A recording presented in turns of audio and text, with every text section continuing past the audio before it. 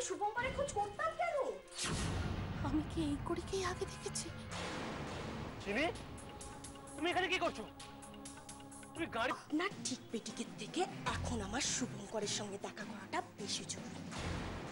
অতএব আপনার জ্ঞান শোনার আমার এখন কোনো সময় নেই। করি যেভাবে আমি প্রথমে মাকে চিনতে পারিনি, সেভাবে তোমরাও মাকে চিনতে পারো। মানে? হ্যাঁ, আমার মতো তোমরাও চিনতে ভুল করেছো। কিন্তু কিন্তু আমি এখন ঠিক চিনে নিয়েছি। আর তোমরা এখনো চিনতে পারলে না? তো চিনে গেছি মাকে আর মাসিকে। সত্যিকারের তিল দেখেই বুঝে গেছি। সত্যিকারের তিল মানে? তিল আবার মিথ্যে করা হবে কেন? কিন্তু মুখে কিন্তু ছিল আগের মাসির গাল। বিয়ের দিন আবার হাত থেকে তিলটা উঠে গেছে। এতদিন যে মাসি আমাদের সাথে থাকতো, আমাদের সবসময় আদর করতো, ভালোবাসতো, দিদি, আমি আর দাদা, তাকে ভালোবাসতাম, সেই মাসির গালের তিলটা তো আঁকা ছিল।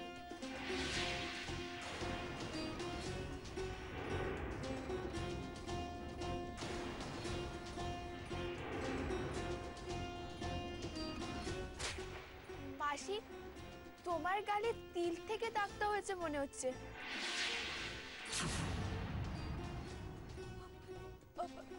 চিনি, তিলটা তো আঁকা।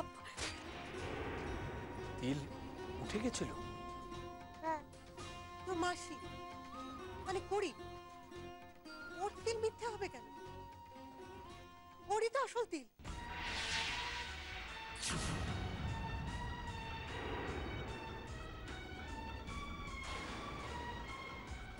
না কোমল, এটা না তোমার বাড়ি যাচ্ছে, না যাচ্ছে শুভঙ্করের বাড়ি। এখন এই গাড়ি চলেছে অন্য পথে। অন্য জায়গা মানে কোথায় যাচ্ছি আমরা? আপনি আমাদের কোথায় নিয়ে যাচ্ছেন? দেখুন সুমিত বাবু, দিদির মুখোমুখি দাঁড়াতে হলে তো আমাকে দিদির শ্বশুর বাড়িতেই যেতে হবে, তাই না? তুমি কড়ির মুখোমুখি দাঁড়াবে এবং নিশ্চয়ই দাঁড়াবে, তবে আজ কাল। এখনো বুঝতে পারছো না? আরে বাবা, কাল তো কড়ির বউ ভাত, সেই বউ ভাতেই আমাদের। কাল কাল যদি ওর বউ ভাত হয়, তাহলে কি আমাদের কালকে ওই বাড়িতে যাওয়া উচিত? দেখুন সুমিত বাবু, আমি জানি দিদি আমার অনেক ক্ষতি করেছে, ও আমার কোনোদিনও ভালো চায়নি। তা বলে আমি না না, কাল দিদির জীবনের একটা বিশেষ দিন, আর সেই দিনটা আমার জন্য নষ্ট হোক সেটা আমি কিছুতেই চাই না, কিছুতেই না। আচ্ছা, যে মানুষটা তোমার এত ক্ষতি করেছে, এত সর্বনাশ করার চেষ্টা করেছে, তার কথা তুমি এখনো ভাববে? আমিও যদি ওর মতনই ভাবি, তাহলে ওর আর আমার মধ্যে তফাৎ কি থাকবে সুমিত বাবু? আমি ওর কাছে জবাব চাইতেই পারি, কিন্তু এটা আমি চাই না যে আমার জন্য ও কারোর কাছে জবাব দিয়ে করবে। আমি এটা কোনোদিনও চাইবো না যে দিদি সকলের কাছে ছোট হয়ে যায়। এটা আমি কোনোদিনও চাইতে পারবো না। আসুন না, কথা বললে শুনবে।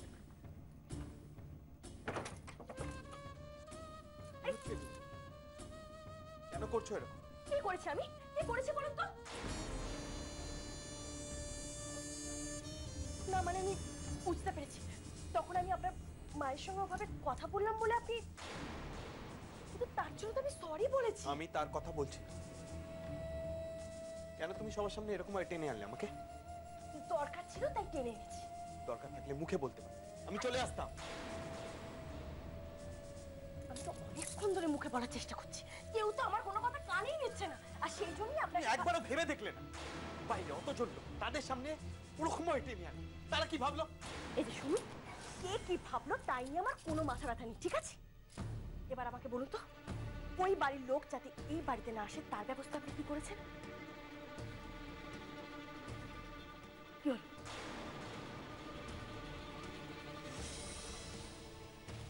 ও, এই নিয়ে তোমার এত মাথা ব্যথা?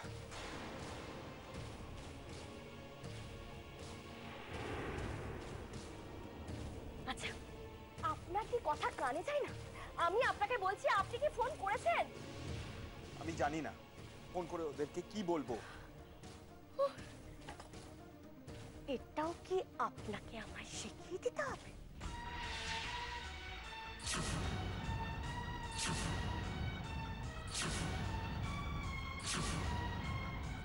আচ্ছা, তোমাকে যে আমি আর কত শেখাবো আমি জানি না বাবা। আমি জানি তুমি আর করি এক নাও, ও খুব দুষ্টু, তুমি খুব ভালো, আমি জানি, আমি সব জানি। কিন্তু কিন্তু তুমি আর জিনিস ভেবে দেখো তো, ও তোমার তোমার বিশেষ দিনটার কথা কি কোনোদিন ভেবেছে? আচ্ছা তুমি বলো তো, আজ পর্যন্ত তুমি তোমার বউ ভাতটা ভালো করে সুষ্ঠুভাবে পালন করতে পেরেছো? পারবে না। তাহলে তুমি করির কথা কেন ভাববে? বললাম তো সুমিত বাবু, আমি কোমল বলি ভাববো। দূর বাবা, এ হচ্ছে না তো, আর একটু তাজিয়ে দিতে হবে। আরে বাবা, বউ ভাতের দিনই তোকে নিয়ে যেতে হবে, না তো সব তো মাটি। কোমল কোমল কোমল, শোনো শোনো শোনো শোনো, একটা কথা শোনো। করি কিন্তু নিজের স্বার্থ ছাড়া কিচ্ছু বোঝে না, পৃথিবীতে ওর কিচ্ছু এসে যায় না। আচ্ছা, এটা কি তোমায় নতুন করে বোঝাতে হবে?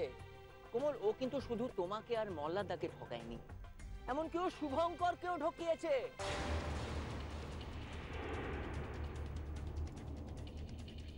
ও যে শুভকে বিয়ে করছে সেটা কেন? সেটাও নিজের স্বার্থে, কিন্তু নিজের স্বার্থে। শুভ কিন্তু তোমাকে করি জেনে বিয়ে করতে চেয়েছিল, এবং সেই বিয়েতে তুমি রাজি হয়েছিলে কোমল, আর সেই বিয়ে শুরু হয়ে গেছে। আমার? হ্যাঁ।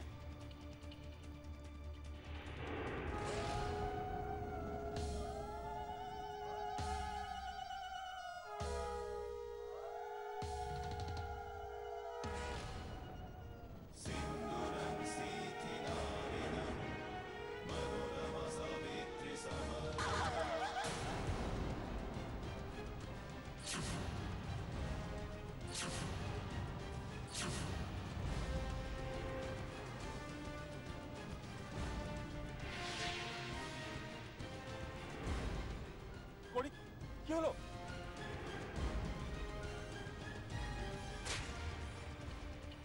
চুপ করুন সুমিত বাবু, চুপ করুন। আমি আমি আর কিচ্ছু শুনতে চাই না, কিচ্ছু শুনতে চাই না, আমি কিচ্ছু না। কিন্তু সব কিছু জানার পরও আমাকে বিয়ের পিড়িতে বসিয়েছিল আমার স্বামী। আমার স্বামী বর্তমান থাকতে আমি বিয়ের পিড়িতে বসেছিলাম। ঠাকুর, ঠাকুর তুমি আমাকে ক্ষমা করে দিও ঠাকুর, আমি জানতাম না ঠাকুর, আমাকে তুমি ক্ষমা করে দিও ঠাকুর। দেখো, তুমি যে কথাটা শুনতে পাচ্ছ না, তোমার শুনতে কষ্ট হচ্ছে, ঠিক সেই কাজটাই করি তোমাকে করিয়ে নেওয়ার জন্য এক ফোঁটা পিছু পা হয়নি কিন্তু।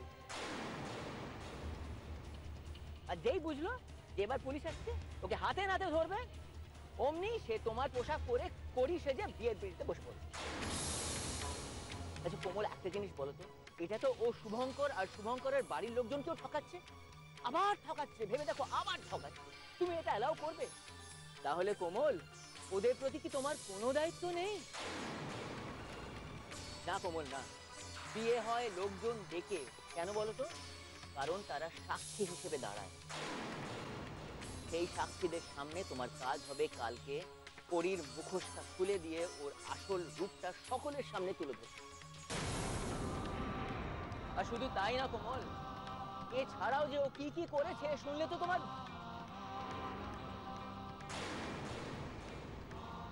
আর কি কি করেছে সুনীল বাবু? বলুন, সব বলুন আমায়।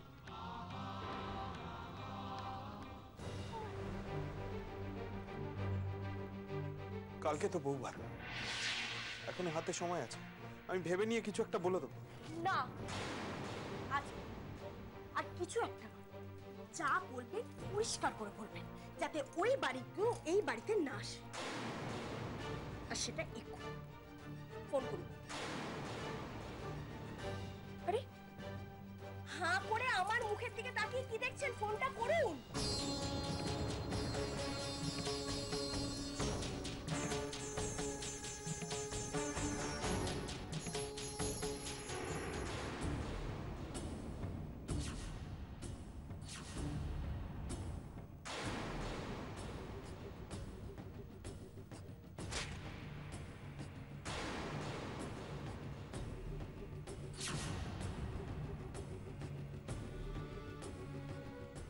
তুমি হঠাৎ মিসেস সেনের মতো কেন বিহেভ করছো?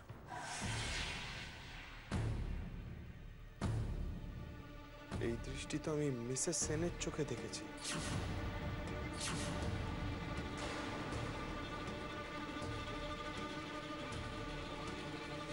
মিসেস সেন মানে কোমল?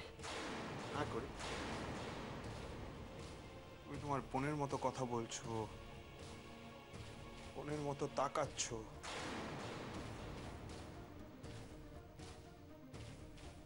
এই দৃষ্টি আমি মিসেস সেনের চোখে দেখেছি। মিসেস সেনকে যতবার আমি দেখেছি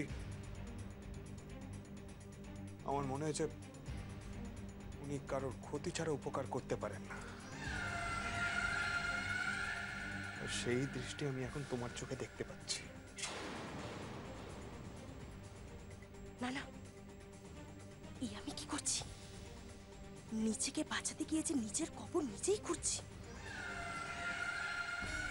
শুভঙ্করকে রাগালে চলবে না। ওর মনে কোনো সন্দেহ হলে তো আমারই ক্ষতি। শুভঙ্করই তো এখন আমার পাহারাদার। আর এই বাড়িটাই তো এখন আমার আশ্রয়। এটা হারালে তো আমার খুব বিপদ। কিন্তু কি করা যায়?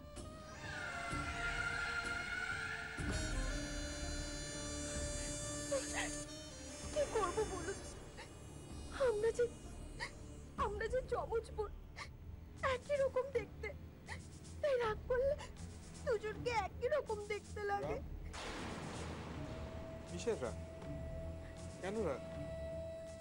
তোমার উপরে আমার খুব রাগ হচ্ছে। তুমি কেন বোঝো না যে অ্যাক্সিডেন্টের পর থেকে আমার মাথার একদম ঠিক নেই? কেন বুঝতে পারো না? তুমি, তোমার হঠাৎ করে? দেখো, মানুষ তো তার উপরে রাগ করে না যাকে মানুষ ভালোবাসে, যার উপরে অধিকার থাকে। আর আমি জানি তোমার উপরে আমার সেই অধিকার আছে শুভ। শুভ? কিন্তু তুমি আমার কোনো কথার কোনো দামই দিচ্ছ না। বুঝতেই পারছো না আমার ভয়ের কারণটা। ভয়? হ্যাঁ, ভয়, হারাবার ভয়। আমি জানি আমার বাবা মা কাকাই কাকি কেউ আমাকে ভালোবাসে না। আমি ওদের জন্য অনেক কিছু হারিয়েছি। আর এখন আমি ওদের জন্য তোমাকেও হারাতে চাই না শুভ, হারাতে চাই না। ওই বাড়ির কেউ যদি এই বাড়িতে আসে, আমি আবার নতুন করে সবকিছু হারিয়ে ফেলবো, তোমাকেও হারিয়ে ফেলবো। আমি তা চাই না শুভ, আমি চাই না। আমি তোমাকে হারাতে চাই না শুভ। সেই জন্যই তো বলছি, তুমি একবার প্লিজ ওই বাড়িতে ফোন করো। ওই বাড়িতে ফোন করে বলো যাতে ওই বাড়ি কেউ আর আমার চোখের সামনে না আসে। তাহলে আমিও খুব ভালো থাকবো, খুব ভালো থাকবো আর নিশ্চিন্তে থাকতে পারবো। করো না ফোন প্লিজ।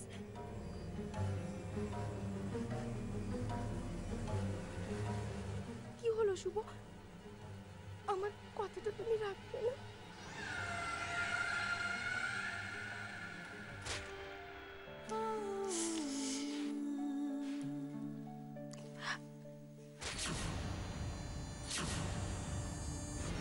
তুমি তুমি করে বলছে, একটু আগেও তো আপনি করে,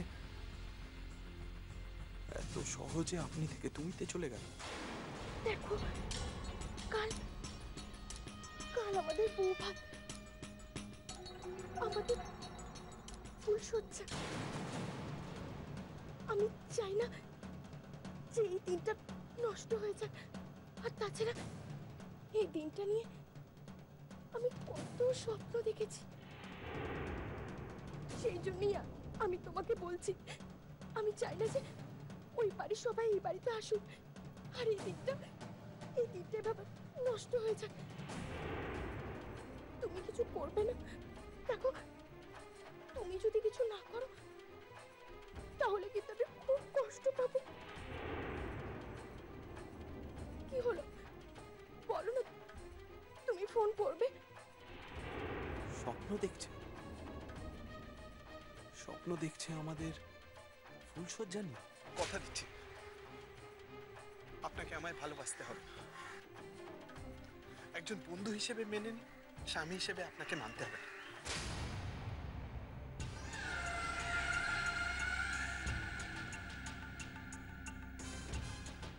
কুড়িকে বিয়েতে রাজি করাতে কত কথা বলতে হয়েছে আমার, আর আজ বিয়ে করে বাড়িতে এসে বলছে ফুলসজ্জা নিয়ে স্বপ্ন দেখছে করি। আমারই বুকে মাথা রেখে তুমি করে কথা বলছে, এত কাছে আসছে। এটা কি সত্যিই করি না অন্য কেউ? তুই কি বলছিস সিমি, কি বলছিস? হ্যাঁ গো, আমি সত্যি বলেছি। মাসি আমাকে বলেছিল। তিলটা তো আঁকা আঁকা। হ্যাঁ মানে খুব ছোটবেলায় আমার মা আমার গালে এই তিলটা এঁকে দিয়েছিল। মানে আমি তিল এঁকে দিয়েছি ওকে চেনা যাবে বলে? এটা তো সব থেকে বড় মিথ্যে কথা গো। মিথ্যে কথাই তো। এসব তো আমি আজ বুঝলাম। আজ বুঝলি মানে? আজ মাসি চলে যাওয়ার আগে আমি মাসির কাছে গেলাম, তখন মাসি আমাকে এইসব বলল। তোমার আসল তিল? তাহলে তুমি কে? করি করি তোকে আটকে রেখেছিল? আমি তো কিচ্ছু বুঝতে পারছি না। আমি সব বুঝতে পারছি গৌরী, এইবার আমি সব বুঝতে পারছি। দাদা দাদা আপনি বুঝতে পারছেন তাহলে চুপ করে রয়েছেন কেন? আমার কাছে একটু স্পষ্ট করে বলুন না দাদা, কি হয়েছে? তাহলে যে আমাদের অনেক আগে ফিরে যেতে হবে সন্ধ্যা, সেই দিনটার কথা মনে করো, যেদিন তোমরা কোমলকে কড়ি সাজিয়ে পাত্রের সামনে বসিয়েছিলে। এসে গেছে আপনাদের মা সরস্বতী, আমার ভাইজি কড়ি ব্যানার্জি। আর তার শোধ তুলতে কড়ি মাথার দিব্যি দিয়ে কোমলকে কড়ি ব্যানার্জি সাজতে বাধ্য করেছিল। তোমার ওখানে পাঠিয়েছিল গান গাইবার জন্য। শুধু আমার জন্য নয়, যারা ফিরে গেছে তাদের সবার যদি আরেকবার অডিশনটা নিতে পারতেন। সরি, আসলে আমার জন্য আপনাকে অনেকক্ষণ ওয়েট করতে হলো, আমি দুঃখিত। ভবিষ্যতে যাতে এমনটা না হয় সেদিকটা লক্ষ্য রাখলেই হবে। সেদিন ওকে আমি অকারণে শাস্তি দিয়েছিলাম কড়ি, অকারণে শাস্তি দিয়েছিলাম। বল বল, বলতে হবে তোকে, মায়ের পা ছুঁয়ে তোকে বলতে হবে, বলতে হবে অডিশন দিতে তুই গিয়েছিলি না যাসনি। মলার মলার কোমল তোমাকে কি বলেছিল? কি ধাঁধা বলেছিল? ও তোমাকে বলেছিল তো যে যে কারণে ও তোমাকে বিয়ে করলো সেই কারণেই ও তোমাকে চ্যালেঞ্জ জানায়নি? ঠিকই তো বলেছে। আমাকে আরো কথা বলেছে জানেন? কি বলেছে? ও কি বলেছে? বলো বলো বলো বলো, চুপ করে থেকো না মল্লার, চুপ করে থেকো না। ও বলেছে মিথ্যে দিয়ে নাকি সত্যিকে ঢাকা যায়। যায় তো, যায় তো। করি বারবার বারবার মিথ্যে দিয়ে সত্যিকে ঢেকে রেখেছে, বারবার করেছে। আমি কিছু বুঝতে পারছি না। দোহাই, আমাকে একটু বুঝিয়ে বলো। এখনো বুঝতে পারছো না? এখনো বুঝতে পারছো না গৌরী এই সরল কথাটা? আমি একটা কথা বলবো, আমিও না ওনার মতো ঠিক বুঝে উঠতে পারছি না। আমি না একটা ধাঁধার উত্তর খুঁজতে এসে আরো বড় ধাঁধার সামনে পড়ে গেলাম। আচ্ছা, আপনি যদি সত্যিটা জেনেই থাকেন তাহলে আমাকে বলুন না কি হয়েছে, বলুন না আমাকে, আমাকে দয়া করে বলুন না কি হয়েছে। সত্যিটা হচ্ছে কি কি? আমরা যাকে এতদিন কোমল ভেবে এসেছি সে আসলে করি।